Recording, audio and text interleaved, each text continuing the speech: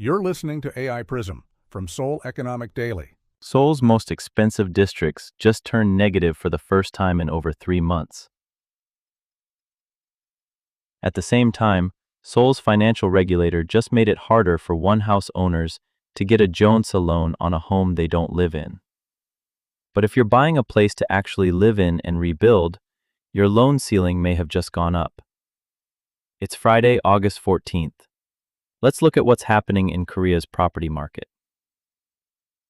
Seoul unveiled a tax overhaul on August 3rd that raises the burden on high-value and non-resident single-home owners, prompting a wave of price cut listings in the capital's priciest neighborhoods. Regulators separately doubled this year's household loan growth target after banks blew through their annual lending caps by mid-year, triggering loan rationing. To offset the pain for actual homebuyers, the government is also raising loan ceilings for reconstruction projects and speeding up new housing supply. Here's what the numbers show.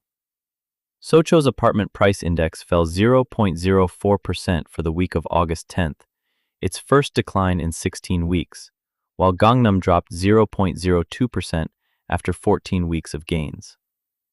The tax overhaul triggered discounted listings in Apgujeong and Banpo, with one Akro River Park unit reportedly dropping from 6.3 billion won, $4.4 million, to 5.6 billion won, $3.9 million. The Financial Services Commission raised its household loan growth ceiling from 1.5% to 3.0%, doubling bank lending capacity from 30 trillion won, $21.1 billion, to 60 trillion won, $42.2 billion, for the year. Starting next year, non-resident single homeowners in Seoul and other regulated areas will be barred from new or renewed Jeonse loan guarantees, affecting roughly 60,000 existing loans worth 9.3 trillion won, $6.5 billion. Regulators will let reconstruction buyers use whichever appraisal value is higher, old or new, raising average loan ceilings by about 30%, with one Gangbuk case cited rising from 240 million won, $169,000, to 320 million won, $225,000.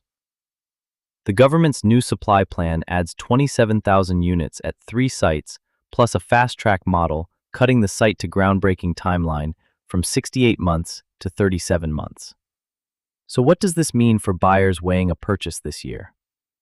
Earlier, we said Seoul's priciest districts just turned negative, while Jeonse loans just got harder for non-resident owners. Here's what that actually means for you. If you own a second home you're not living in, refinancing or renewing a Jeonse loan on it is about to get much harder, and prices in the top tier may keep softening. If you're planning to actually move into and rebuild an older apartment, the new appraisal rule could meaningfully raise how much you can borrow, worth checking against your specific unit before assuming the old limit still applies.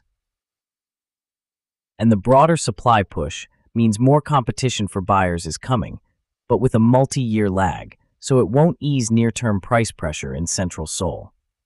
3 things to watch. Whether Seocho and Gangnam's price declines extend into a second week.